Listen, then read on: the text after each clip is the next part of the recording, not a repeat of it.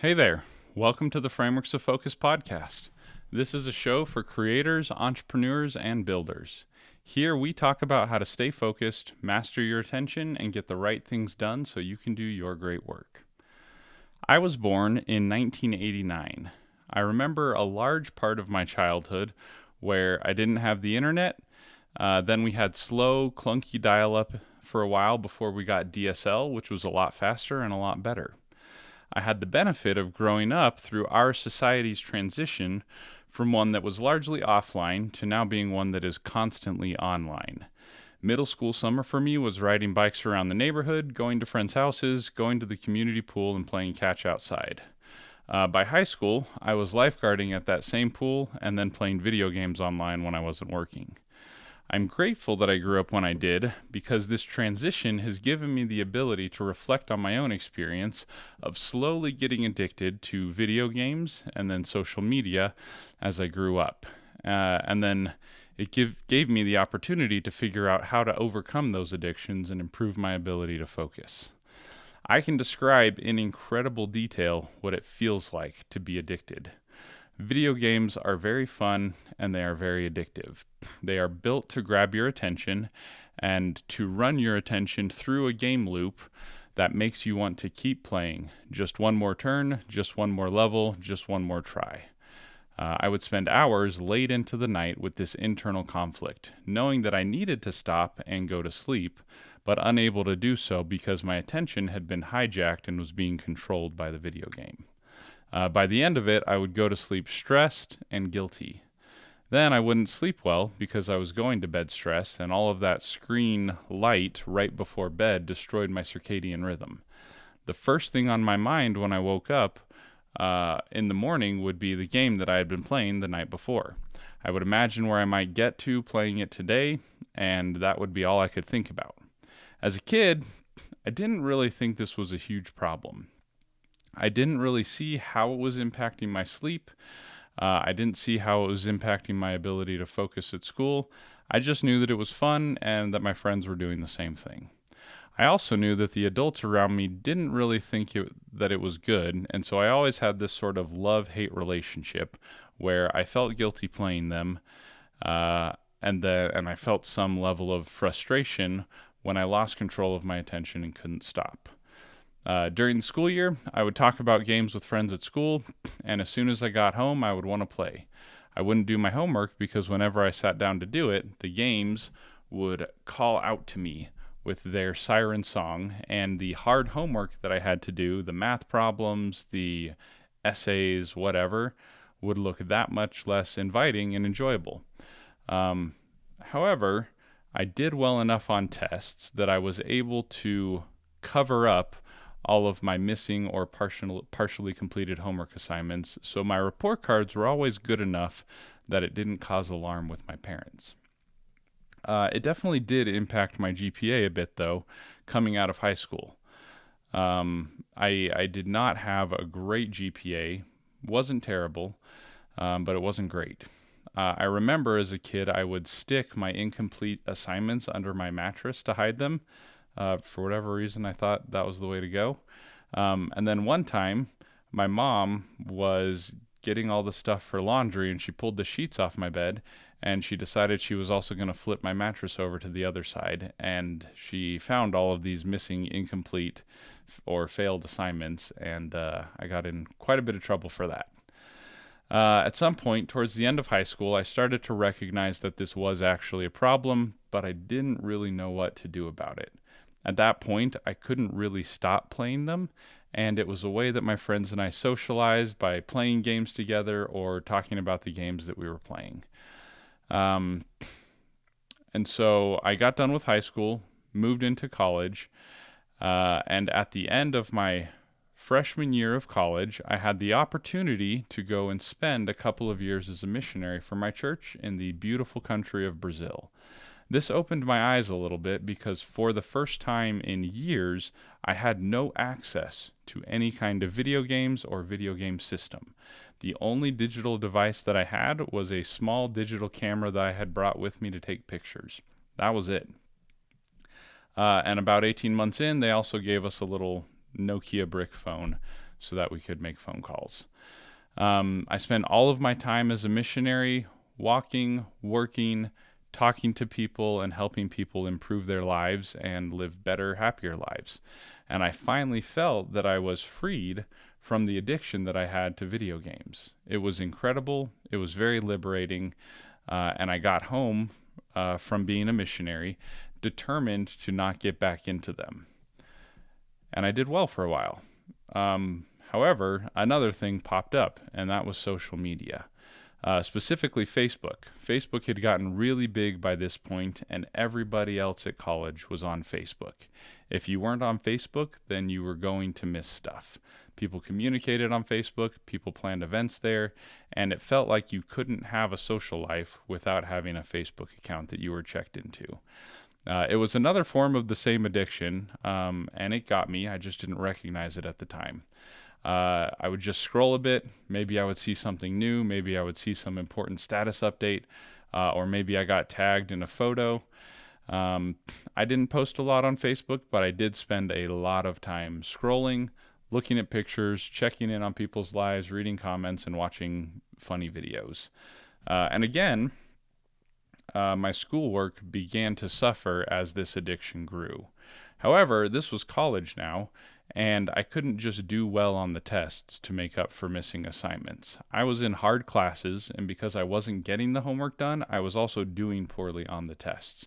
So my GPA and my grades really suffered.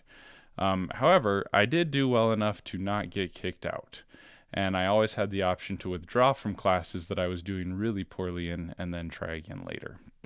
I scraped by for a couple of years doing this, switching majors every so often. Every time I switched, I told myself it was because my current major wasn't really what I was supposed to do, and that if it was, I would be doing a lot better in it. Now, thinking about that, I recognize that the problem was not the major. The problem was my ability to focus and to actually get the important stuff done. So one summer, I decided to take a break from classes, and I moved in with some new roommates since my old ones had all gone elsewhere for the summer. One of my new roommates was a personal trainer, and he invited me to go to the gym with him to work out. I had lost a lot of weight as a missionary from walking around all day, and the idea of also building muscle sounded good. So because I wanted to date more, I wanted to be more attractive, and so I started going to the gym with him every day. I got really strong. He taught me how to structure my workouts. He taught me how to work out with correct form, how to eat correctly, and I spent a lot more time around friends and other people in positive associations that summer, and I built a lot of relationships, and life was really good. I was relaxed. I was happy. I wasn't spending a lot of time online or on social media. And it was around this time when I was doing really well that I met my wife. And we dated for a while, we fell in love, and we got married. At this point, I was still about 2.5 years out from graduating, which is a side effect of me having switched my focus so often, causing me to take 4 years to make 1.5 years worth of progress in my undergraduate degree. Amy, my wife, graduated a few months before our wedding, and she started working full-time while I was still in school. Getting married was a huge change of environment, and anytime we have big changes in environment, we can also expect that there are going to be big changes in our habits and routines. I started a new internship shortly after getting married with a boss that was really difficult to work with. We were also very poor, so I stopped paying for the gym membership and I stopped working out. We also didn't eat very healthy. And the environment of stress at work, combined with the financial difficulty, came together, and I gained about 100 pounds of weight during our first 2 years of marriage, which is not great. And guess what else happened during that time? I started playing video games and scrolling on social media a lot again. I drifted. I made a little bit of progress in school, but I mostly just struggled. 2.5 years after we got married, my wife gave birth to our daughter, our oldest child. And a few months prior to this, the company that she worked for got bought out by a larger company, and they moved everyone to a different state. and she was laid off during that change. So we were really hurting financially. I was making $11 an hour at the internship, and I was still at least a year out from graduating if I could actually pass all of the senior level chemical engineering classes.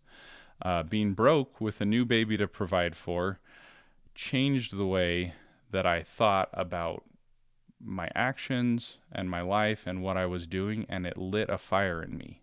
I looked at my life and I saw how much it had been derailed from what I wanted, and I decided that I needed to make some changes. I needed a job that could provide for my family, and at the time, coding boot camps had gotten really big. So I discussed it with my wife. I dropped out of school, I quit my internship, and I enrolled in an 18-week boot camp. They let me defer payment until I had finished and found a job, and so that's what we did.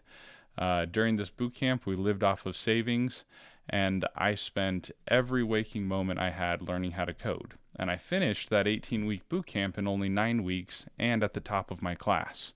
The boot camp had been given a $1,000 ticket to a local developers conference, and they awarded it to me for doing so well.